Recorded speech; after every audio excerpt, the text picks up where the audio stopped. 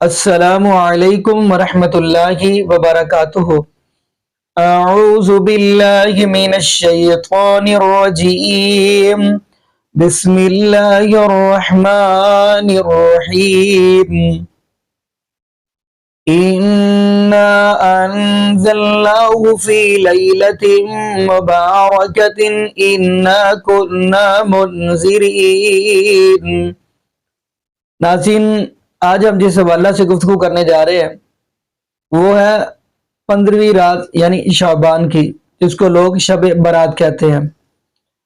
تو ناظرین، آیا کہ اس کی فضیلت کیا ہے اور اس کے اندر کیا مغفرت بھی ہوتی ہے؟ تو آیا کہ ناظرین یہ تمام جو لوگ کرتے ہیں، جو ہوتا ہے اس رات کو رات جاگتے ہیں، پھر روزہ رکھتے ہیں، نفل نوافل پڑھتے ہیں، تو پھر کہتے ہیں جی اللہ پاک معاف کر دیتے ہیں، تو کیا کچھ یعنی باتیں کرتے ہیں۔ آیا کہ یہ نبی پاک صلی اللہ علیہ وسلم کی احادیث سے ثابت ہے؟ اور ناظرین دیکھیں گے کہ ڈاکٹر طاہر القادری حفظہ اللہ تعالیٰ بھی وہ احادیث سناتے ہیں، جامع ترمذی کی اور دیگر احادیث، اور مولانا طارق جمیل، تو ایسے کئی علماء سناتے ہیں۔ تو اسی حوالہ سے ناظرین مرزا علی انجینئر نے گفتگو کی ہے۔ آج ہم مرزا علی انجینئر حافظہ اللہ تعالیٰ کی اسی حوالہ سے گفتگو سنوائیں گے، تو پھر انشاءاللہ ناظرین اسی حوالہ سے ہم بھی گفتگو کریں گے۔ تو آج یہ ناظرین مل کے ویڈیو باقی دیکھتے ہیں۔ جو شب برات کے حوالے سے ایک مشہور ترین حدیث پیش کی جاتی ہے وہ بھی میں ڈسکس کر لیتا ہوں۔ وہ جامع ترمذی میں ہے، سنن ابن ماجہ میں ہے، مشکات کے اندر بھی موجود ہے، اور یہ حدیث سب سے مشہور ترین حدیث ہے جس کو سارے لوگ کوٹ کر رہے ہوتے ہیں، خواہ وہ ڈاکٹر طاہر القادری صاحب ہو، خواہ مولانا طارق جمیل صاحب ہو، باپا جانی الیاس قادری صاحب ہو، سب اس حدیث کو وہ کہتے ہیں جی دیکھیں جامع ترمذی میں یہ حدیث آئی ہوئی ہے، سنن ابن ماجہ میں آئی ہوئی ہے کہ نبی الاسلام ایک رات بقیع غرقد قبرستان میں چلے گئے اور سیدہ عائشہ آپ کے پیچھے چلی گئی کہ آپ علیہ السلام اچانک اٹھ کے کہاں چلے گئے۔ تو نبی علیہ السلام نے فرمایا کہ عائشہ تم نے گمان کیا کہ اللہ کے رسول تمہارے ساتھ کوئی خیانت کریں گے، یعنی میں کسی اور بیوی کے پاس نہیں گیا، میں تو اس رات بقیع غرقد قبرستان آیا ہوں، اور یہ آج 14 اور 15 کی جو درمیانی رات ہے شعبان المعظم کی، یہ ایسی رات ہے جس میں اللہ تعالی بنی کلب جو ایک قبیلہ تھا عرب کا بہت بڑا، اس کی بکریوں کے بالوں سے بھی زیادہ لوگوں کی مغفرت کرتا ہے، تو میں اہل بقی کے لیے دعا کرنے آیا۔ اچھا، یہ حدیث وہ بیان کر کے کہتے ہیں یہ مغفرت کی رات ہے۔ اس حدیث کے ساتھ خود لکھا ہوا ہے امام ترمذی نے کہ یہ حدیث منقطع ہے، یعنی راویوں کی ملاقات ہی نہیں ہے آپس میں۔ پھر تدلیس کا بھی ایشو ہے اس میں۔ اس سے بڑھ کر امام ترمذی نے لکھا کہ میں نے اپنے استاد امام محمد بن اسماعیل بخاری، یعنی صحیح بخاری کے جو آتھر ہیں، ان سے جب میں نے شب برات کی اس حدیث کے بارے میں پوچھا، شب برات تو ہم کہہ رہے ہیں وہ تو 15ویں رات شعبان کی، تو انہوں نے بھی فرمایا کہ میرے نزدیک بھی یہ حدیث ضعیف ہے۔ اچھا، امام ترمذی نے 7 باقاعدہ کامنٹس کیے ہوئے ہیں اس کے اوپر۔ اس سے بڑھ کر مشکات والوں نے جب یہ حدیث ترمذی سے لی تو انہوں نے بھی 7 امام بخاری کے کامنٹس نقل کیے جو امام ترمذی نے ان کے حوالے سے بیان کیے۔ اب مجھے بتایا اس کے بعد کوئی گنجائش رہتی تھی، لیکن دیکھ لیں ڈٹائی ہے۔ ڈاکٹر طاہر القادری صاحب بھی وہ پڑھ رہے ہیں اور کہہ رہے ہیں ترمذی پڑھ رہا ہوں، ترمذی آگے بھی پڑھو نا سرکار، بس حدیث بیان کر کے نا جو اگلا حصہ تھا نا کہ جو امام ترمذی نے لکھا کہ یہ روایت درست نہیں ہے، امام بخاری بھی اسے صحیح نہیں سمجھتے، اس میں راویوں کی ملاقات ہی نہیں، منقطع ہے، وہ انہوں نے آنکھوں سے پڑھی، زبان سے نہیں پڑھی، بس اس کے بعد کتاب بند کر دی، یعنی وَأَنْتُمْ تَعْلَمُونَ، وہ جانتے تھے کہ اس میں کیا لکھا ہوا ہے، بس بیان کر دیا ڈٹائی کے ساتھ۔ اسی طریقے سے ایک اور حدیث پیش کی جاتی ہے سنن ابن ماجہ سے، وہ بھی مشکات میں بھی موجود ہے کہ نبی علیہ السلام نے فرمایا کہ اس مہینے میں نامہ اعمال اللہ کے حضور پیش ہوتے ہیں، رات کا قیام کرو اور دن کا روزہ رکھو۔ حالانکہ اس میں کذاب راوی ہے، یہ گھڑی ہوئی روایت ہے، ضعیف بھی نہیں، گھڑی ہوئی روایت ڈٹائی کے ساتھ بیان کرتے ہیں۔ اور یہ رات جو ہے وہ فجر کا وقت شروع ہونے تک اللہ تعالیٰ کی طرف سے خاص رحمت کی رات ہے، فرشتے نازل ہوتے ہیں، وہی جو لیلۃ القدر کے بارے میں ہے۔ اور وہ تو میں نے آپ کو بتایا کہ روزانہ کے لیے بھی فضیلت ہے بخاری مسلم میں، کہ آخری تہائی رات جب رہ جاتی ہے تو اللہ تعالیٰ آسمان دنیا پہ نزول فرماتا ہے، جیسا کہ اس کی شان کے لائق ہے، اس کی مثال نہیں بیان ہو سکتی، اور کہتا ہے کوئی مجھ سے مانگنے والا میں اسے عطا کروں، ہے کوئی بخشش مانگنے والا کہ میں اسے بخش دوں، حتیٰ کہ فجر کا وقت داخل ہو جائے۔ یہ روزانہ کے لیے اللہ تعالیٰ کی طرف سے ایک اسپیشل آفر ہے پوری انسانیت کے لیے کہ وہ حق قبول کر لیں۔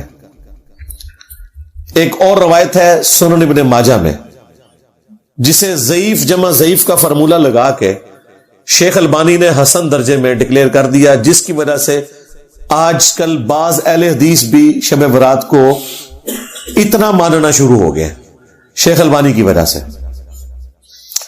کہ اس رات اللہ تبارک و تعالی مخلوق کی طرف متوجہ ہوتا ہے اور سوائے دو طرح کے لوگوں کے سب کی مغفرت فرما دیتا ہے، ایک جو شرک کرنے والا ہے اور دوسرا جو اپنے مسلمان بھائی کے بارے میں دل میں کینہ رکھنے والا ہے۔ لیکن یہ روایت بھی کمزور ہے اور یہ باقی روایتوں سے بھی زیادہ کمزور روایت ہے۔ اس میں دو مجہول راوی ہیں ان نون، اور دو مدلس راوی ہیں جو عن سے روایت کر رہے ہیں، اور امام مسلم نے صحیح مسلم کے مقدمے میں لکھا ہوا ہے کہ مدلس کی عن والی روایت سما کی تصریح کے بغیر ضعیف تصور کی جائے گی۔ 4 سکم ہیں اس روایت کے اندر، اس کے باوجود شیخ البانی نے چونکہ اسے حسن لکھ دیا، اور وہ حسن لکھ رہی ہے ضعیف جمع ضعیف، وہ آج بریلوی بھی کوٹ کرتے ہیں، دیوبندی بھی، اور بعض اہل حدیث بھی کوٹ کرتے ہیں۔ اور جو شیخ البانی کی اس تحکیم کے ساتھ ایگری نہیں کرتے اہل حدیث، ان کی بھی جرت نہیں ہے کہ وہ شیخ البانی کا رد کریں کہ یار انہوں نے اس کے اوپر جو حکم لگایا وہ ٹھیک نہیں لگایا۔ میں آپ کو مزے کی بات بتاؤں، آلموسٹ کوئی 13-14 سال پہلے کی بات ہے، نئے جب ہم اہل حدیث کی طرف آئے تو اس وقت بڑا جوش بھی تھا، تو میں I-10 کی مسجد میں، دارالاسلام نام کی ایک مسجد ہے گرین بیلٹ کے اوپر I-10-2 میں، وہاں جمعہ میں نے پڑھا تو وہ شب برات کے حوالے سے گرج رہے تھے بریلویوں کے اوپر نا، وہاں کے جو عالم صاحب تھے، تو میں نے پرچی پہ نا انہیں کاغذ پہ لکھ کے بھیجا کہ آپ کے جو روحانی ابا جان ہے نا شیخ ناصر الدین البانی، جو محدث اعظم سعودیہ ہے، 99 میں ڈیتھ ہوئی، ویسے البانیہ سے تھے، سعودیہ میں سیٹل ہوئے، آج بھی اکثر جو علماء عرب ہیں وہ ان کے اسٹوڈنٹ ہیں، تو انہوں نے تو اس روایت کو حسن ڈکلیئر کیا ہوا ہے، تو مہربانی کریں ان کا رد بھی ساتھ ہی کر دیں، کیونکہ یہ تختہ مشق بنے میں آپ لوگ ان کی وجہ سے۔ اچھا، انہوں نے پرچی بھی پڑھی اور ان کو پتا بھی تھا، وہ بڑے محقق عالم تھے جو وہاں جمعہ پڑھاتے ہیں، گول کر گئے جی پرچی۔ بعد میں نے ان کو ملا، اب وہ ڈرے ہوئے تھے، ان کو پتا تھا میں تو مطلب نیا اس طرف گیا ہوا تھا، تو آپ پتہ نئے بندے میں جوش ہی کتنا ہوتا ہے۔ میں نے کہا یہ کیا آپ نے کیا؟ انہوں نے کہا جی کیوں آپ نے ہماری پبلک کو بھی ہمارے خلاف کرنا ہے؟ پہلے ہم دوسروں کے ساتھ پنگا لیے ہوئے ہیں، ادھر ہم اپنے کے خلاف بھی پنگا لے لیں گے تو ادھر تو وہ کہیں گے جی اپنے بزرگوں کو ہی رگڑ رہے ہیں۔ یہ وجہ ہے میرے بھائی لوگ حق قبول نہیں کرتے، کہتے نہیں قادیانی کیوں نہیں مانتے؟ بھائی جب تم چشتی دجال اور تھانوی دجال کا جھوٹا دفاع کرو گے یا ان کے دفاع کرنے والے علماء کا جھوٹا دفاع کرو گے تو بھائی تم قادیانیوں کو کیسے اسلام کی دعوت دے سکتے ہو؟ ہمارے اس پلیٹ فارم کی برکت سے الحمدللہ درجنوں قادیانیوں نے اسلام قبول کیا ود فیملی، وہ مجھے بتاتے ہیں آ کے، لیکن میں نے آج تک کسی کو ساتھ بٹھا کے ویڈیو نہیں کبھی ریکارڈ کروائی۔ ان کے پاس کوئی ایک بندہ آ جائے نا تو سارے فرقوں میں اسے گھماتے ہیں اور چندہ اکٹھا کرتے ہیں، کیونکہ ان کا مقصد چندہ اکٹھا کرنا ہے۔ ختم نبوت کے اوپر جتنا چندہ ملتا ہے اور کسی کام پہ نہیں ملتا، اسی لیے دیکھیں دنیا کا جو فارغ ترین انسان ہے نا وہ بھی یہ کہتا ہے میں ختم نبوت پہ کام کر رہا ہوں۔ یہ حق خطیب کو دیکھ لینا، میں ختم نبوت، یہ ان کا طریقہ واردات ہے۔ اچھا، اب اقرار اس کی غلط حرکتوں سے اسے روکنے گیا ہے تو وہ کہہ رہا ہے یہ مجھے ختم نبوت پہ کام کرنے سے روک رہے ہیں، دیکھ لو۔ تو یہ ختم نبوت کے پیچھے چھپتے ہیں، حالانکہ ختم نبوت کے اوپر یہ ڈاکہ مار رہے ہیں۔ جس کاز کو یہ نقصان پہنچا رہے ہیں اس کے پیچھے چھپ رہے ہیں۔ تو یہ ان کا اسکیپ روٹ ہے. خیر وہ عالم صاحب نے خیر اگلے جمعے میں بھی اس کو بیان نہیں کیا.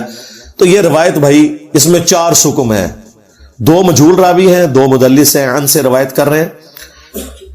اور شیخ زبیر لزئی صاحب نے اس حدیث پہ حکم جب لگایا نا, مشکات میں بھی یہ حدیث آئی ہے, تو انہوں نے فٹ نوٹ پہ لکھا کہ یہ روایت تو اندھیروں میں ڈوبی ہوئی روایت ہے, دور دور تک اس میں تو روشنی کی کوئی کرن بھی باقی نہیں ہے.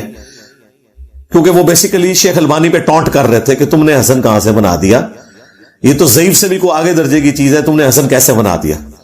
تو شیخ زبیر لزئی رحمہ اللہ ہمارے استاد, انہوں نے باقاعدہ اس کے اوپر تحقیم کی اور انہوں نے باقاعدہ ایک پورا مضمون لکھا تھا جو ان کے مقالات کی پہلی جلد میں چھپا ہوا ہے, جس میں جتنی بھی روایتیں اس حوالے سے ہیں نا وہ انہوں نے ڈسکس کر کے ایک ایک کے اوپر حکم لگایا اور بتایا کہ بھئی صحیح بات کتنی تھی اور یہ بعد میں یہ بات کس نے ایڈ کر دی ہوئی ہے.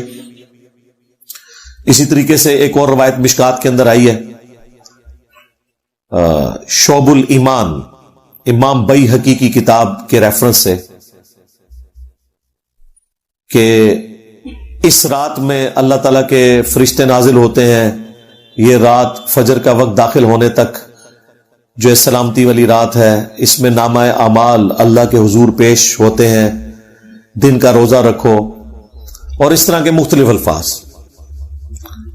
وہ بھی بالکل مردود روایت ہے, اس کے اوپر بھی شیخ صاحب نے حکم لگایا مشکات کے اندر بھی.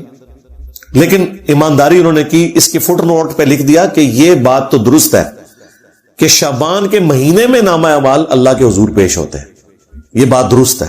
سنن نسائی کی حدیث جو تھی وہ انہوں نے فٹ نوٹ پہ لکھ دی کہ ہم اس بات کو مانتے ہیں کہ شعبان کا مہینہ وہ مہینہ ہے جس میں نامہ اعمال اللہ کے حضور پیش ہوتے ہیں. وہ پوری حدیث یوں ہے کہ اسامہ ابن زید رضی اللہ تعالیٰ عنہ کہتے ہیں کہ نبی الاسلام سے ہم نے پوچھا کہ آپ شعبان کے مہینے میں اتنے روزے رکھتے ہیں کہ اتنے نفلی روزے آپ کسی اور مہینے میں نہیں رکھتے, تو اس کی وجہ کیا ہے؟ تو آپ صلی اللہ علیہ وآلہ وسلم نے فرمایا کہ اکثریت لوگوں کی رجب اور رمضان کے درمیان والے اس مہینے کی فضیلت سے غافل ہے. آپ نے 2 مہینوں کا ذکر اس لیے کیا کہ رجب تو اللہ کا مہینہ اس حوالے سے کہ وہ حرمت والا مہینہ, اور رمضان تو افضلیت والا مہینہ ہے, قرآن نازل ہوا. تو اتنے 2 افضل مہینوں کے درمیان جو یہ مہینہ ہے نا شعبان کا, یہ بھی بہت فضیلت والا ہے. پھر آپ علیہ السلام نے فرمایا کہ اس مہینے میں اللہ کے حضور نامہ اعمال پیش ہوتے ہیں, اور میری خواہش ہے کہ جب میرا نامہ اعمال اللہ کے حضور پیش ہو تو میں روزے کی حالت سے ہوں, اس لیے میں روزے رکھتا ہوں کثرت سے. اچھا, یہ بڑا اچھا موقع تھا کہ نبی علیہ السلام پھر پورے شعبان میں روزے نہ رکھتے, ایک 15ویں شعبان کو رکھ کے کہتے کہ یہی وہ رات ہے. یہ بھی اس بات کا ثبوت ہے کہ وہ اس طرح کی رات والا معاملہ کوئی نہیں.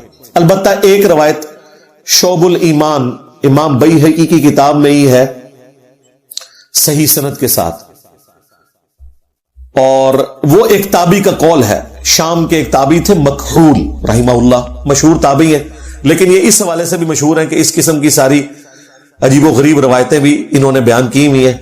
مرسل روایت ہے, کسی صحابی کا ذکر نہیں کیا انہوں نے, اور صحیح مسلم کے مقدمے میں موجود ہے کہ تابعی کی مرسل کوئی شے نہیں ہے جب تک وہ صحابی کو مینشن نہ کرے, کیونکہ کنفرم نہیں نا کہ اس نے روایت کہاں سے سنی ہے. اگر صحابی سے سنی ہوتی تو بیان کر دیتے, بل وہ ان کا اپنا قول ہے انہی الفاظ کے ساتھ جو سنن ابن ماجہ میں وہ ضعیف روایت تھی کہ اس رات اللہ تعالیٰ سب کی مغفرت کر دیتا ہے سوائے شرک کرنے والے کے اور کینہ پرور شخص کے. تو یہ روایت سندن تو درست ہے لیکن صرف تابعی کا قول ہے, اس لیے یہ بھی کوئی اس حوالے سے حجت نہیں ہے. لیکن وہ بات اپنی جگہ درست ہے جو میں نے بتائی کہ سنن نسائی میں واضح حدیث ہے کہ نبی علیہ السلام اس مہینے میں کثرت سے روزے رکھتے تھے, کیونکہ آپ علیہ السلام نے فرمایا کہ نامہ اعمال اللہ کے حضور پیش ہوتے ہیں اس مہینے کے اندر. بلکہ صحیح بخاری اور صحیح مسلم دونوں میں موجود ہے کہ نبی صلی اللہ علیہ وآلہ وسلم رمضان کے بعد سب سے زیادہ روزے جس مہینے میں رکھتے تھے وہ شعبان کا مہینہ ہوتا تھا. تو شعبان کے مہینے کے روزوں کی فضیلت اپنی جگہ ہے, حتیٰ کہ بخاری اور مسلم دونوں میں حدیث ہے. اما عائشہ سلام اللہ علیہا کہتی ہیں کہ میرے جو رمضان میں مخصوص ایام کے روزے چھوٹ جاتے تھے تو میں ان کی قضا اگلے شعبان میں دیتی تھی, کیونکہ شعبان میں نبی علیہ السلام جو ہے وہ کثرت سے روزے رکھتے تھے. بیسیکلی انہوں نے کوڈ ورڈ میں بات کی. وہ جو حدیث ہے نا بخاری مسلم میں کہ کوئی بھی بیوی اپنے خاوند کی مرضی کے بغیر روزہ نہیں رکھ سکتی. یعنی اس میں امپلائڈ ہے کہ خاوند اپنی بیوی کے ساتھ جو ازدواجی تعلق ہے وہ دن کے وقت بھی قائم کر سکتا ہے. تو اما عائشہ جو کہہ رہی ہے نا کہ میں روزے شعبان میں رکھتی تھی رمضان کے قضا کیے ہوئے, کیونکہ نبی علیہ السلام نے روزہ رکھا ہوتا تھا, یعنی اب امپلائڈ تھا کہ مجھے اب اجازت کی ضرورت نہیں ہے, نبی علیہ السلام خود روزے سے, تو میں اپنے روزوں کی قضا دے لیتی تھی. حتیٰ کہ صحیح مسلم میں یہاں تک الفاظ ہے کہ نبی صلی اللہ علیہ وآلہ وسلم شعبان کا پورا مہینہ روزہ رکھا کرتے تھے. یہ بھی حدیث موجود ہے. یعنی کوئی اکا دکا چھوٹ گیا, ادروائز آپ کی روٹین تھی کہ پورا شعبان آپ روزہ رکھا کرتے تھے, رمضان بھی اور شعبان بھی. پھر صحیح مسلم میں یہ حدیث ہے, نبی صلی اللہ علیہ وآلہ وسلم ہر پیر کو اور ہر جمعرات کو بھی روزہ رکھا کرتے تھے. اور ترمذی میں تو الفاظ ہیں یہ اس لیے میں رکھتا ہوں کہ نامہ اعمال ہر پیر اور جمعرات کو اللہ کے حضور پیش ہوتے ہیں, میری خواہش ہے کہ میں روزے کی حالت سے ہوں. ایک اور حدیث بھی ہے مسلم میں کہ نبی اسلام پیر کا روزہ اس لیے رکھتے تھے, فیہ ولدت وفیہ انزل علیہ, کہ اس دن میں پیدا ہوا, اس دن مجھ پہ پہلی دفعہ وحی نازل ہوئی. وہ بھی ہے. ایک پیر اور جمعرات والی بھی ہے کہ نامہ اعمال اللہ تعالیٰ کے حضور پیش ہو. تو اب دیکھ لیں, نامہ اعمال شعبان کے مہینے میں بھی پیش ہوتے ہیں, نامہ اعمال پیر اور جمعرات کو بھی پیش ہوتے ہیں. یعنی شعبان کے مہینے میں جو سال پورے کا ریکارڈ اللہ کے پاس جاتا ہے, پورے ہفتے کا ریکارڈ جو ہے وہ پیر اور جمعرات کو, اور روزانہ بھی ہوتا ہے. جو بخاری مسلم میں حدیث ہے کہ فرشتے فجر اور عصر کے وقت ڈیوٹیاں اپنی بدلتے ہیں. فجر والے فرشتے جب عصر کے وقت واپس جاتے ہیں, اللہ تعالیٰ سب کچھ جانتا ہے, اس کے باوجود پوچھتا ہے کہ میرے بندوں کو کس حال میں پایا. تو وہ کہتے ہیں کہ گئے تھے تو فجر پڑھ رہے تھے, آئے تھے تو عصر پڑھ رہے تھے. اس طرح عصر والے جب فجر کے وقت واپس جاتے ہیں وہ کہتے ہیں جب ہم گئے تھے عصر پڑھ رہے تھے, وہ جب واپس آئے تو فجر پڑھ رہے تھے. فرشتے بھی انسانوں کی خدمت میں لگائے ہوئے اللہ تعالیٰ نے. اللہ تعالیٰ نے انسانوں کو سب سے زیادہ سیریس لیا ہوا ہے اس کائنات میں, اور انسانوں نے سب سے زیادہ نان سیریس اپنے رب کو لیا ہوا ہے. یہ کتنی خطرناک بات ہے. اللہ کے نزدیک سب سے زیادہ سیریس مخلوق انسان ہے, فرشتے اس کی خدمت میں لگے ہوئے. تو نامہ اعمال پیر اور جمعرات کو بھی ہر ہفتے, پھر سال کے بعد بھی شعبان کے مہینے میں, اور روزانہ بھی فجر اور عصر کے وقت. یعنی یہ میں نے آپ کو وہ ساری روٹین بتا دی جو اللہ تعالیٰ کے حضور پیشی ہوتی ہے. تو نبی علیہ السلام اس لیے روزوں کا اہتمام شعبان میں زیادہ کیا کرتے تھے. یعنی آپ کے 11 روزے تو کنفرم ہوتے تھے ہر مہینے کے, 8 تو آپ کر لیں پیر اور جمعرات, 4 دفعہ سوموار کا دن آتا ہے, 4 دفعہ جمعرات کا دن, 8 روزے یہ, اور 3 ایام بیز کے 13, 14 اور 15, جب خوب روشن ہوتا ہے نا چاند, ایام بیز اسے کہتے ہیں. 3 یعنی چاند جب گول ہونے کے روزے ہیں. یہ نبی اسلام کی روٹین میں تھے. ایون سنن نسائی میں یہاں تک آیا کہ نبی الاسلام سفر میں بھی یہ روزے رکھا کرتے تھے ایام 20 کے.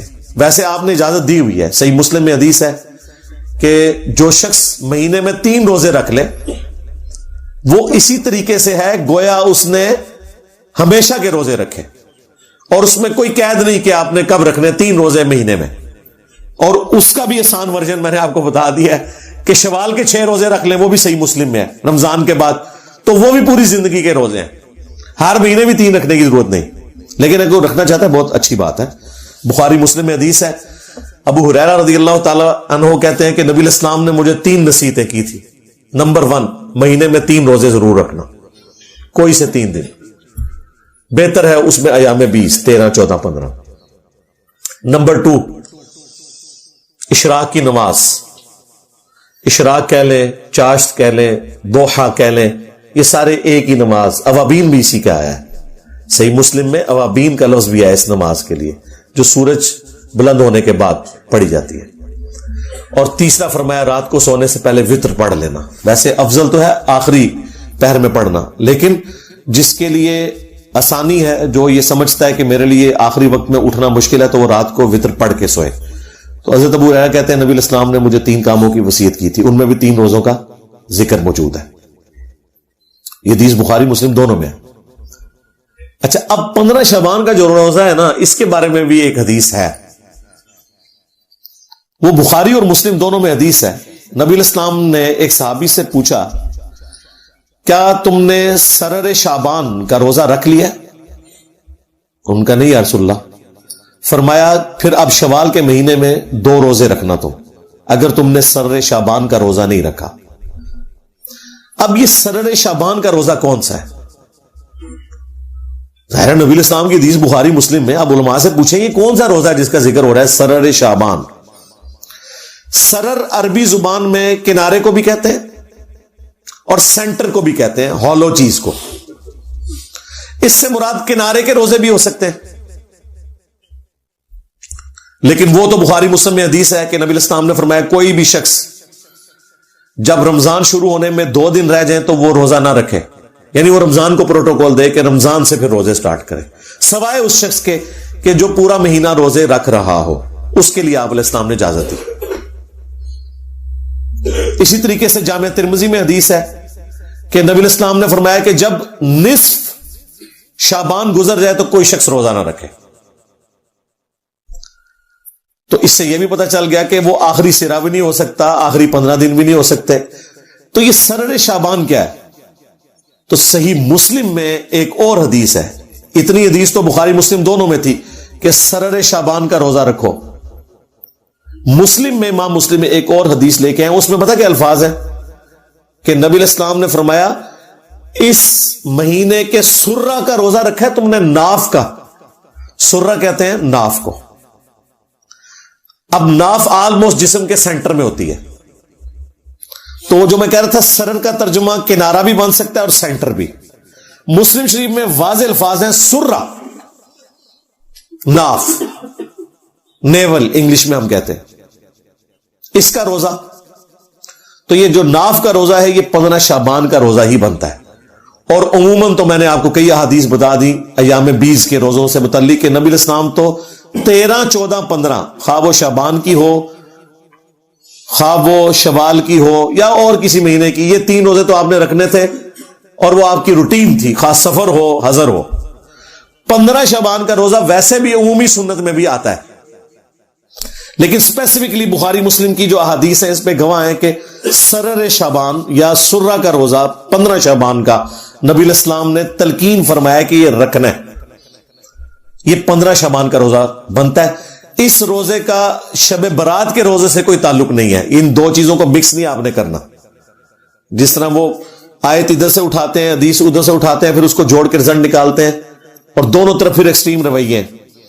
جب ہم اہل حدیث کو قائل کرتے ہیں، حالانکہ خود انہوں نے ترجمے کیے ہوئے ہیں، وہ کہتے ہیں نہیں اس سے تو پھر بریلوی 15 شعبان کا روزہ نکال لیں گے. بھئی ان کو چھوڑیں، آپ اپنی بات کریں. وہ تو کل کو آپ پھر مسلم کی حدیث کا انکار کر دیں گے کہ نبی اسلام نے اپنی پیدائش کی خوشی میں روزہ رکھا کہ جی وہ بریلوی کہیں گے جی میلاد منانا ثابت ہو گیا. تو ثابت ہے نا یار، اس میں کون سا مسئلہ ہے؟ جو قرآن و سنت میں آیا اس کو مانو اور جتنا آیا مانو. بریلوی بھی یہ نہ کریں کہ وہ سرر شعبان یا سرہ کا روزہ لے کے تو وہ کہیں جی شب برات کا روزہ ثابت ہو گیا. بھئی اس طرح کرنے سے روزے نہیں ثابت ہوتے. جتنی بات ہے ہم اس کو مانتے ہیں، ایکسپٹ کرتے ہیں اور پوری ایمانداری کے ساتھ اسے پبلک کے سامنے رکھتے ہیں. تو یہ روزہ خود بھی رکھیں، گھر والوں کو بھی رکھوائیں، اس اعتبار سے کہ نبی الاسلام نے اس کی ترغیب دلائی ہے. اور دیکھیں کس حد تک ترغیب ہے کہ اس میں آگے الفاظ ہیں کہ اگر تم نے نہیں رکھا تو شوال میں 2 روزے اس کے بدلے میں رکھنا. تو وہ بعض اہل حدیث جو ماننے کے لیے تیار نہیں، وہ کہتے ہیں نہیں اس سے مراد وہ 3 روزے تھے نا، وہ نہیں رکھے تھے، تو آپ نے فرمایا کہ چلو شوال میں رکھ لینا. بھئی اگر 3 کے بدلے ہوتا تو پھر حضور کہتے 3 روزے رکھو. 2 کا ذکر کیوں ہے؟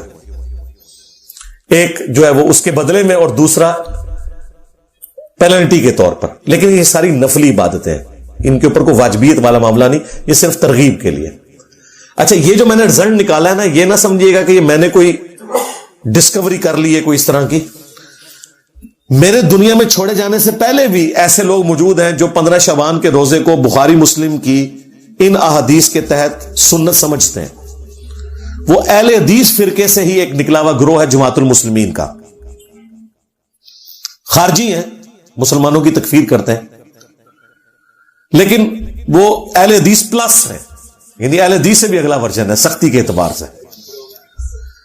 اہل حدیث پلس ہیں, بس کچھ چیزیں ان کی بہت اچھی ہیں.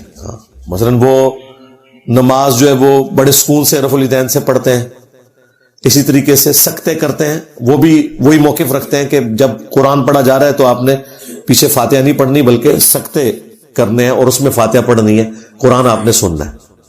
کچھ چیزیں بہت ان کی اس حوالے سے بہتر ہیں.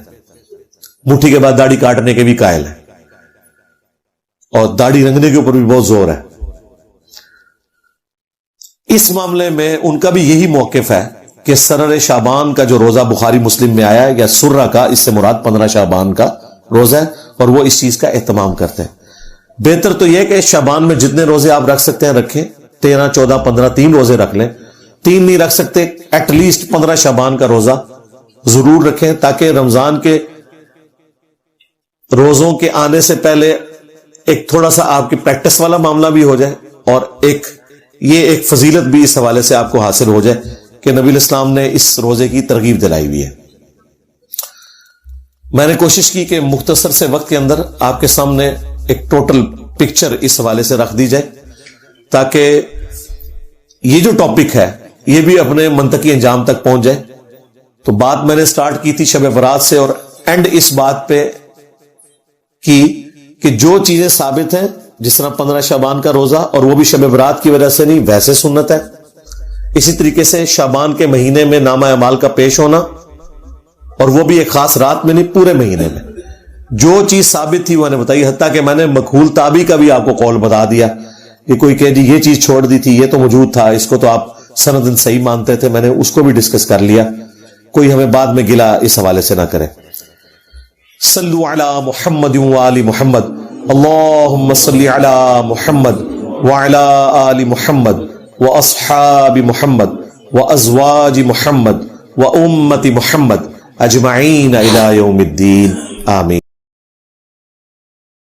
جی ناظرین, آپ نے یہ ویڈیو ملاحظہ فرمائی. ناظرین, جیسا کہ آپ نے مرزا علی انجینئر حافظ اللہ تعالیٰ کی گفتگو تو سنی لی, کسی بھی صحیح احادیث سے یہ ثابت نہیں ہے. اگر ثابت ہے تو وہ ہے رمضان کی راتیں, ان کے اندر یعنی واضح الفاظ ملتے ہیں, بلکہ قرآن نے بھی اس بات کی گواہی دی ہے, اِنَّا أَنزَلْنَاهُ فِي لَيْلَةِ الْقَدْرِ وَمَا أَدْرَاكَ مَا لَيْلَةُ الْقَدْرِ لَيْلَةُ الْقَدْرِ خَيْرٌ مِّنْ أَلْفِ شَهْرٍ. ایسے یہ جو سورۃ دخان کی آیت ہے یہ بھی اسی کے اندر کیا فرمایا, اِنَّا أَنزَلْنَاهُ فِي لَيْلَةٍ مُبَارَكَةٍ إِنَّا كُنَّا مُنذِرِينَ, کہ بے شک اللہ پاک فرماتے ہیں ہم نے قرآن پاک کو نازل کیا اس برکت والی رات کے اندر. تو ناظرین اس سے مراد لیلۃ القدر کی رات ہے. تو باقی ناظرین اگر دیکھا جائے کہ نبی پاک صلی اللہ علیہ وسلم کی حدیث بلکہ صحیح بخاری کی ہے, جب بچہ ماں کے پیٹ میں غالباً 3 منتھ کا ہوتا ہے تو اللہ پاک اس وقت فرشتوں کو بھیجتے ہیں, وہ ہر چیز تو لکھ دیتا ہے, اس نے کمانا کیا ہے, اس نے کھانا کیا, اس نے پینا کیا, وہ بھی احادیث ملتی ہے. تو خیر ناظرین جو میں بات کرنے جا رہا ہوں وہ یہ ہے, آیا کہ یہ ایسے یہ کام کرنا, دین کے اندر اضافہ کرنا, کیا یہ بات ٹھیک ہے؟ باقی ناظرین یہاں پہ ہم یہی دعا کر سکتے ہیں ایسے لوگوں کے لیے کہ اللہ پاک سمجھ عطا فرمائے, اور اللہ پاک ہمیں نبی پاک صلی اللہ علیہ وسلم کی شریعت کے مطابق ہی زندگی گزارنے کی سیکھ دے, اور اللہ پاک ہمیں 5 وقت کا پکا اور سچا نمازی بنا دے, اور جتنے بھی بے اولاد جوڑے ہیں اللہ پاک سب کو نیک نورینہ صحت تندرستی والی ایمان والی لمبی زندگی والی اولاد عطا فرما دے. جزاکم اللہ خیرہ, احسن الجزاء. السلام علیکم ورحمۃ اللہ وبرکاتہ.